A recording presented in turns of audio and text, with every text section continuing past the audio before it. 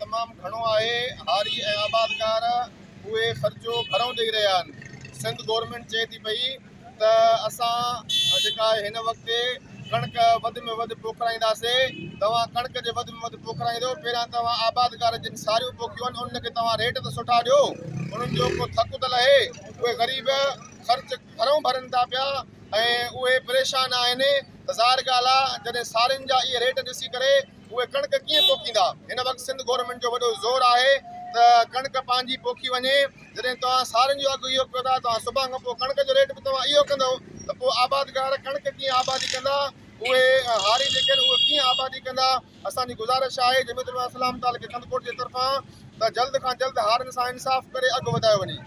जमीयत तरफ़ां जेको एजाज़ कयो वञे थो, इहो जेको हारियुनि खे अघु नथा मिलनि, कणिक में जेको हारी तबाह थी विया आहिनि, कर्ज़ी थी विया आहिनि, सारियुनि जो बि रेट नथो मिले। ॿिनि ज़िलनि खां कंदकोट तालुके में रेट घटि आहे ऐं तव्हां पंजाब सां भेट कयो तालुके सिंध जी, त सिंध में का बि सहूलियत न आहे जदीद। पंजाब में वधीक सहूलियत आहिनि, कर्ज़ बि ॾिना वञनि था ऐं उन्हनि खे सुठे नमूने सां अघ बि ॾिना वञनि था।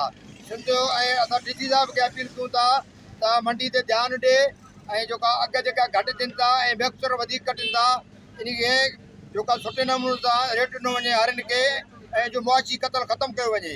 जेकॾहिं अघ न मिलिया त पोइ थी सघे थो कणिक बि उहा उप ते घटि थिए, माण्हू राइनि बि घटि।